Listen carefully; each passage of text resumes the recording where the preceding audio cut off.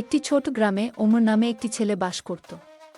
সে দয়ালু ছিল, কিন্তু যখন সবকিছু তার ইচ্ছামত হতো না তখন প্রায়শই অধৈর্য হয়ে যেত।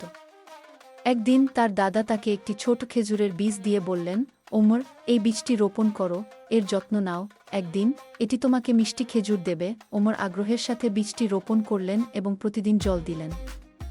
কিন্তু এক সপ্তাহ পরে যখন তিনি কোনো পরিবর্তন দেখতে পেলেন না, তখন তিনি হতাশ হয়ে পড়লেন। দাদা, আমার বীজটি জন্মাচ্ছে না, হয়তো এটি অকেজো। তিনি অভিযোগ করলেন। তার দাদা হেসে বললেন, ধৈর্য ধরো আমার প্রিয় ওমর। আল্লাহ আমাদের শিক্ষা দেন যে সবকিছু সঠিক সময়ে ঘটে। তারপর তিনি ওমরকে কুরআনের একটি আয়াত মনে করিয়ে দিলেন, প্রকৃতপক্ষে আল্লাহ ধৈর্যশীলদের সাথে আছেন। সূরা আল বাকারা 2:1-5-3। ওমর চেষ্টা চালিয়ে যাওয়ার সিদ্ধান্ত নেন। দিনগুলো সপ্তাহে পরিণত হয় আর সপ্তাহগুলো মাসে। ধীরে ধীরে বীজটি অঙ্কুরিত হয়ে একটি ক্ষুদ্র উদ্ভিদে পরিণত হয়। বছর কেটে যায় এবং সেই ছোট গাছটি একটি লম্বা খেজুর গাছে পরিণত হয়।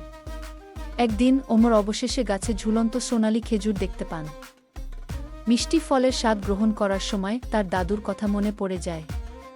সে বুঝতে পারে যে খেজুর গাছের মতোই জীবনের সবকিছুর জন্য শেখা, সাফল্য, এমনকি প্রার্থনা, ধৈর্য, কঠোর পরিশ্রম এবং আল্লাহর পরিকল্পনার উপর বিশ্বাস প্রয়োজন। সেই দিন থেকে ওমর কখনো খুব তাড়াতাড়ি হাল ছাড়েন না এবং সর্বদা আল্লাহর নিখুঁত সময়ের উপর আস্থা রাখতেন।